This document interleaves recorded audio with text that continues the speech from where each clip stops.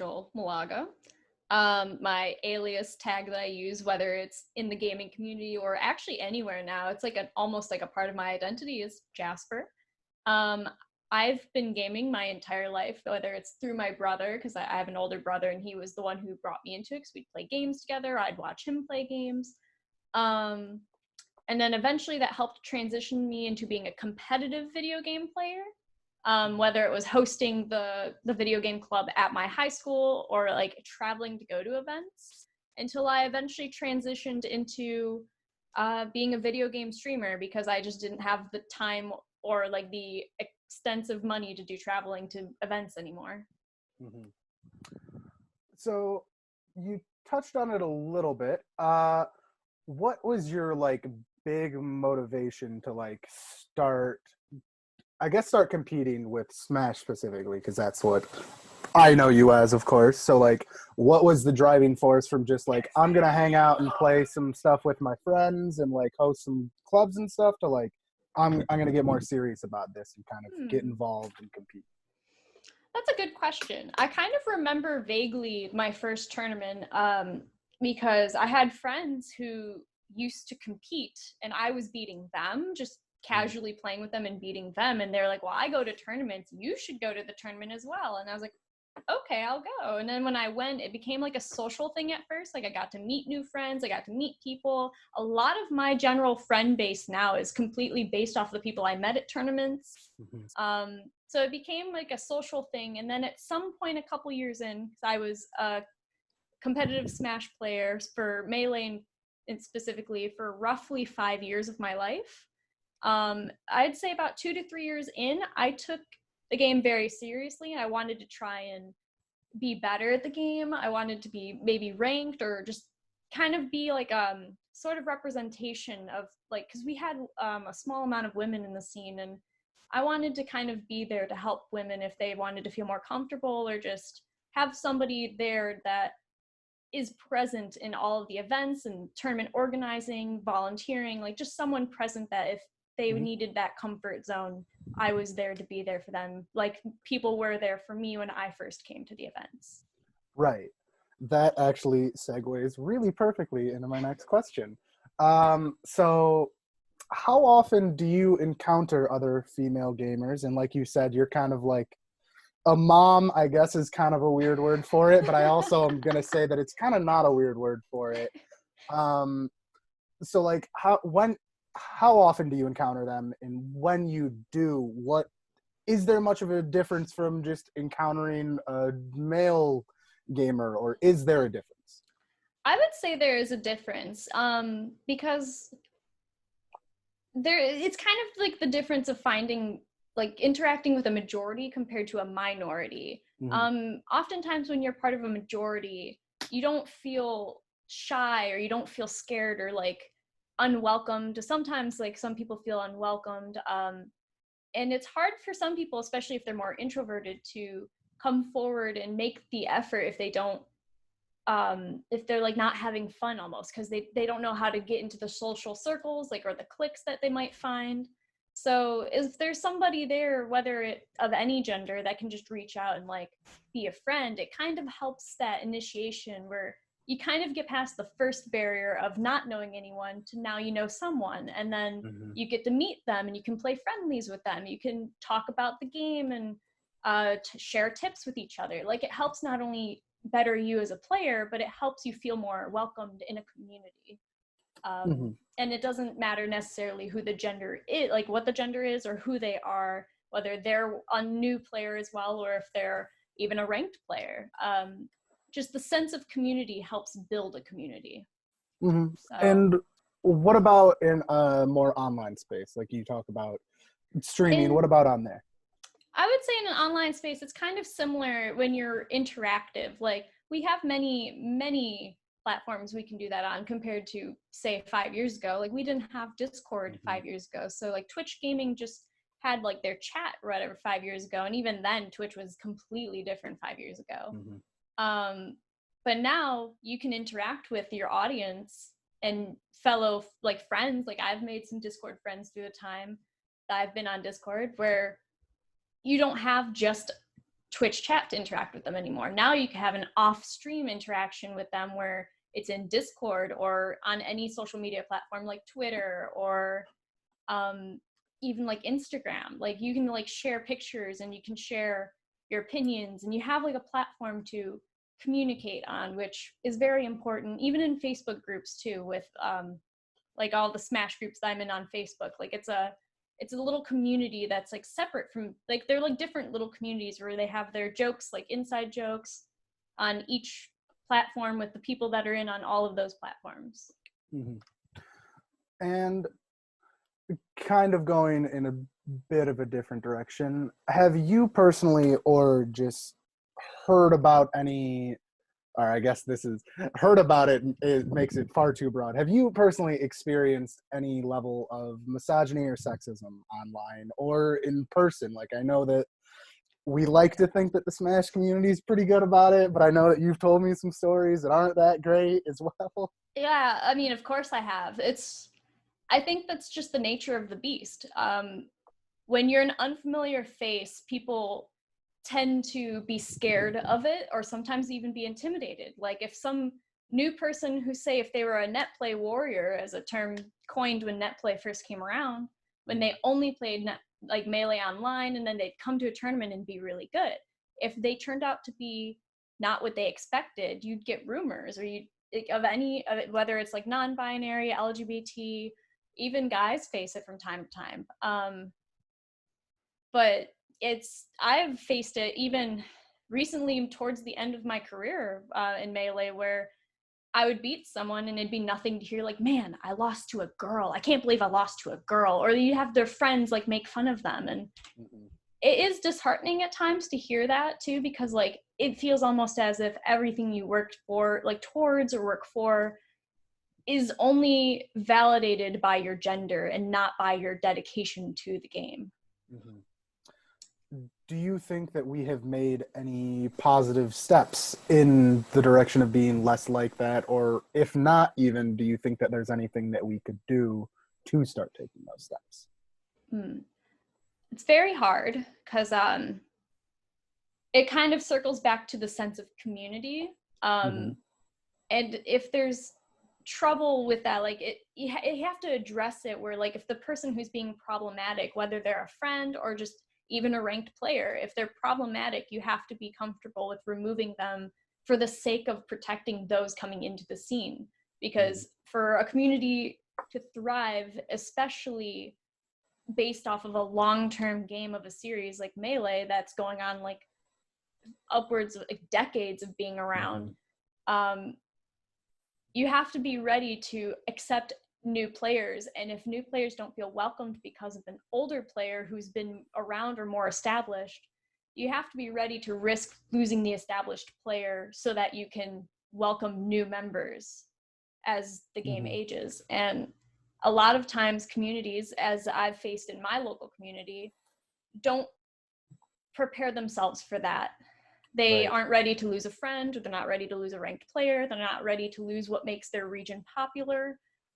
Because of like something in our region, we don't really have too many bad cases. Like sometimes it's just like a verbal disagreement. It's never really anything as major as like a crime or illegal activity, or even something like sexual assault. Our community hasn't really had too many of those issues, but I have seen other communities fail to protect the people abused and like have split decisions where they might not let the abuser be banned or something, or like they might not remove the abuser from events, and it just creates a lot of controversy. So since you've started playing video games, have you noticed a shift in the culture of how female gamers are viewed and treated kind of as a whole, like in the greater community? Yes, very differently. Back then, growing up as a kid, even like in middle school and early high school, the dynamic changed probably, I would say, the early 2010s, because prior to that, if you were a girl gamer, you didn't exist. You were fake. You were a joke. You were like, there's no way. Like, there's absolutely zero way. Or like, you had like the non-belief of like you just don't exist, or the other where you're like, a goddess, or people like praised you. They're like, oh my God, a girl gamer, like a few of a kind. Like it was really weird. I even have stories, like really weird stories of when I ran the high school club at the video game club at my high school. I had like one student I had to talk to because of just that. It took like praising me to a whole new level of like stalkerish creepy, where I was like, listen, you can't be spreading rumors that I'm like a goddess around school. I'm not. it was like really, it's like from back then to now, it's definitely changed. And I think like Twitch, like I saw a recent thing like with the term e-girl, like there was a new site called like e-girl something, like it's like the dynamic has changed, and it's for the better, I think, because you've strayed from the we don't exist dynamic to at least we exist now. Are there any other like tangible steps that you could see being taken to help to further that even more? I think just the more inclusive the groups get, like in Melee especially, there's Smash Sisters that helps not only shed light that such a minority exists, but it's also an inclusive group that for those who feel uncomfortable to normally partake in tournament can come into a judgment-free zone where they don't have to feel afraid of judgment or of like other people or the pressure to be better. As long as there's just a judgment-free inclusive zone, that is a great step forward. That's the best step forward in every platform.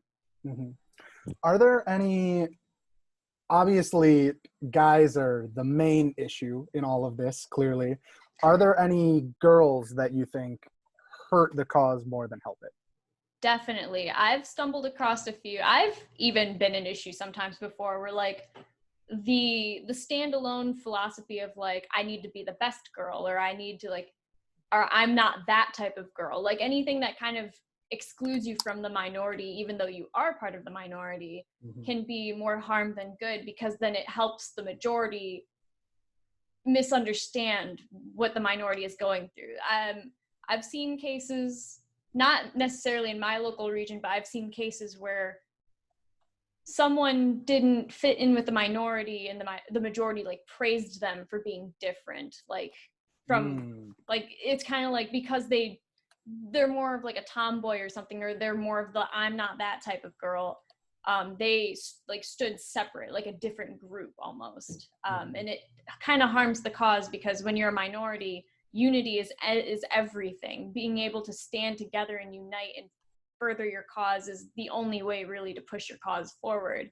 If there's any strong diversity like that where you can't unite, then it kind of hurts your minority and it hurts your cause, because the majority sometimes pushes your cause away. So if you can't stand up and be together on that, then it really hurts the cause.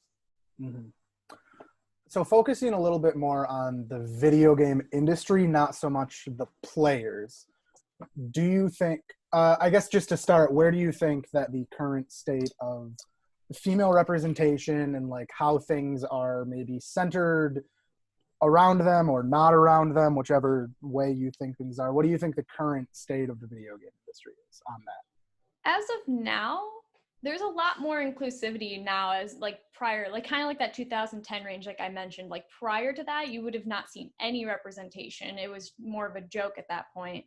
But since then, there's been a lot of efforts moving forward to include not only women, but just like different races, different ethnicities, different like LGBT causes. Like it's been more inclusive on multiple fronts than just women. And I think just in the industry in general, like having more developers, programmers, commentators, streamers, every department, that any representation in any of those departments is just a good step forward. Do you think that there are any steps that could be taken in like game design? People talk a lot about we need more strong female leads in games. I mean, they talk about it in movies and things as well. What do you think about all that, where that could go? I think the diversity is like a big thing with that. I actually have a personal example because it's a common conversation in my workplace where we compare like a strong female lead in anything, or strong male lead. Like Final Fantasy, for example, is series. Final Fantasy 13 had a really strong female lead protagonist and a diverse group of people of different races, different ethnicities, they all looked different. They didn't look like one prototype of human being, or just they didn't look like one specific thing. But then the next game that they came out with, Final Fantasy 15, they all looked the same. It was just four, as I like to put it jokingly, it was just four guys in their car going on a joyride. Yep, pretty much. That was kind of Final Fantasy 15. Yeah, so like they went from such a progressive lead to suddenly backtracking. And even though it was a popular game still, it's just harmful to the minority. It's disheartening almost for minorities such as me, where as a Final Fantasy fan, I didn't even buy the game. I don't want to play it. I don't even want to support it just because of the lack of diversity. It was just a huge step backwards from that progression lead that they took. So even if it's just a small amount, even if it's just like four guys in their car and one female partner, like if it was just like that little like support can still be a lot. And there are issues sometimes with the design of characters. Like sometimes they're meant to only be like romantic interest, or they're not strong leads, and that can be an issue as well. The Ivy effect. Yeah, like it's just kind of like, as long as there's just a strong personality where they don't lean on like a man like being a princess in distress, or if they're a romantic interest, or if they're even some of the cases over sexualized, like if their character design was just meant to be like, just, I don't even know how to describe it, like if they're just basically for guys to ogle at, like if they're just meant to be eye candy almost, like they're not really anything constructive to the plot or the game in general, they're just there to attract the guy's gaze. Do you think that can go too far in the other direction, kind of the same way like in real life, like if you're a girl in a video game is trying too far to be out of that minority of just this character is just eye candy and it's going too far, kind of like how you were talking about before? Do you think that's also possible in a game design sense? I would say in real life it's kind of different, like if it's like a real person, because that could just be the way they like to dress and there's nothing wrong with that. In gaming though, it's kind of hard. It's kind of like that. If you had the diversity where you had like different personalities amongst all of the women leads, then like there's nothing wrong with one character being like that, because that is a personality you come across in the real world where people do enjoy being like that, and there's nothing wrong with that. But it's kind of almost like if every woman you come across in the game, whether they're part of the protagonist team, whether they're the lead, whether they're an antagonist or just a non-playable character, if every person you come across is like that, then that can be an issue as well, because then they only have their eyes set on one thing. And it's almost like not like they're pushing an agenda, but they're kind of straying from a progressive path. So you think that even in that there is still a balance that has to be found with all of right? Because you can't just push away the ideal that such a person doesn't exist, because they do exist, and you have to be able to represent every avenue of every personality, every human being. It has to be relatable, and for people who do like that, if it's not relatable to them, then that's an audience that you're pushing away. So it's kind of hard to find that balance, as well as not backtrack and push away a minority. Right.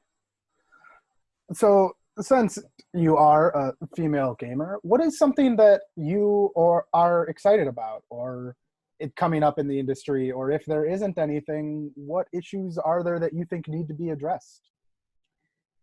Personally, the most recent one I can talk about is Animal Crossing. With New Horizons coming out, that was one of the games, along with like Sims or just farming simulators, like things of that nature, that weren't deemed as real games.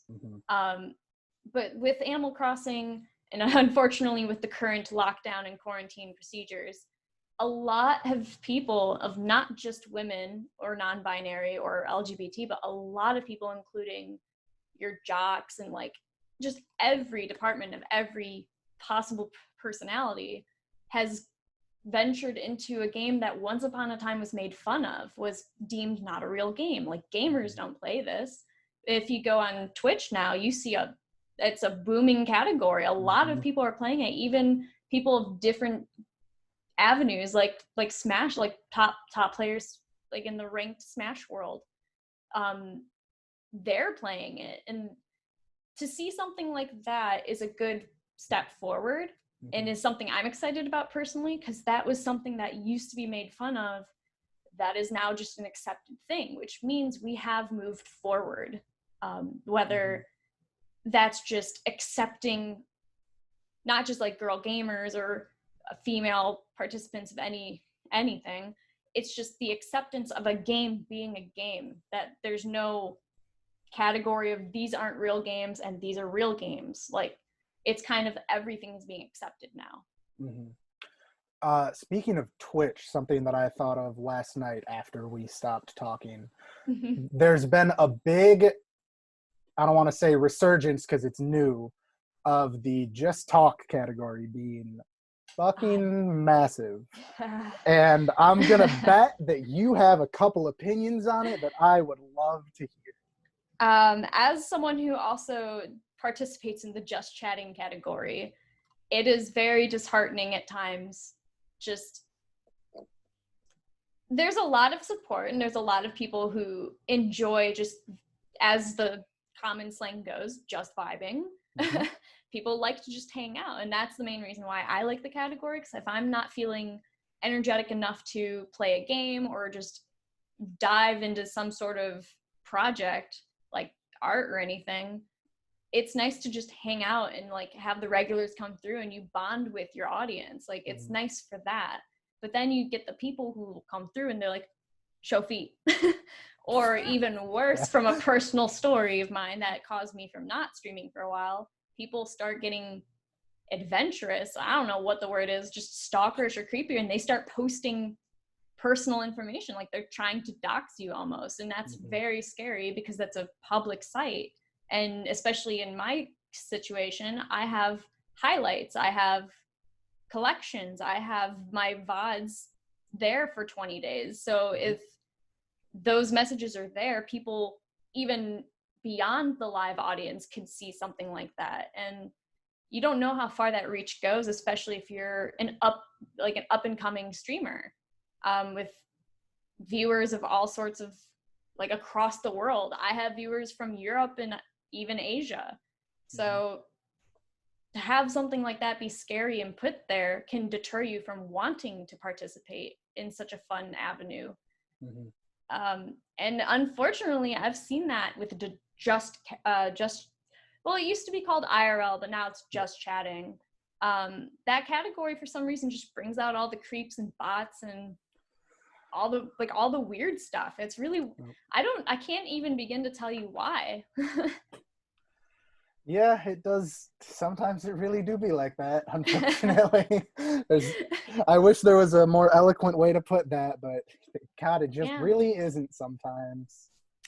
Yeah, and like Twitch is making efforts. Like they have made, like they're recently doing something I saw where, based on your IP address, if they see that you're like creating like alternate channels or whatever, like basically when you would ban someone in chat, they would make another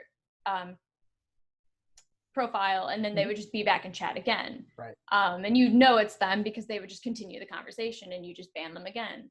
So they're kind of making an effort based off your IP address, where if they notice you're making a ton of accounts, they're going to just like block your address. That way you can't make more accounts. Although there are issues with that and loopholes with like VPNs and everything, that who knows how well that will work once enforced. But it's just nice to know that Twitch is trying to make an effort in such a matter. Yeah, I didn't know that. That's actually really cool to hear. Yeah, it was recent, as of like a week ago. Oh, really? Oh, wow. That's very recent. That's really all the questions I have. Is there anything else that you just want to mention or talk about or expand on? Besides sharing personal things that have happened to me, or like sharing things that I've seen throughout the the years that I've been in, I wouldn't say the industry, but like just in the world,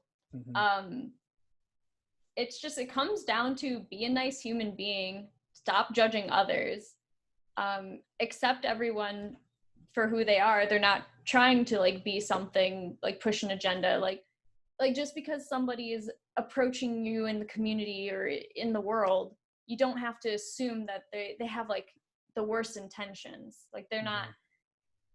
A common thing back before, like more in the grassroots part of Melee or Smash in general than nowadays. Back then, a very common thing was like, oh, she's talking to a top player, she must be sleeping with him, she must be something to him.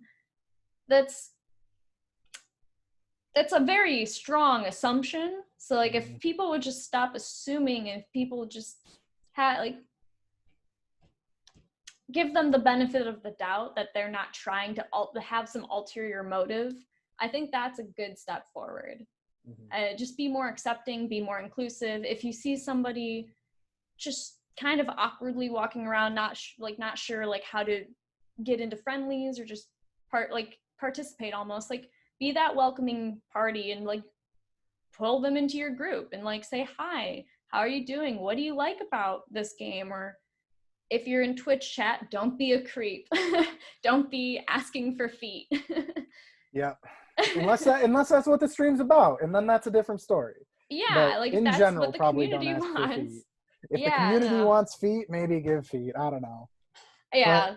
That's it. That's a really good note to end it on. Thank you so much for your time. I really appreciate it. Yeah, thank you for even giving me the chance. I appreciate being able to share my story and express some of the issues that minorities, including myself, have faced.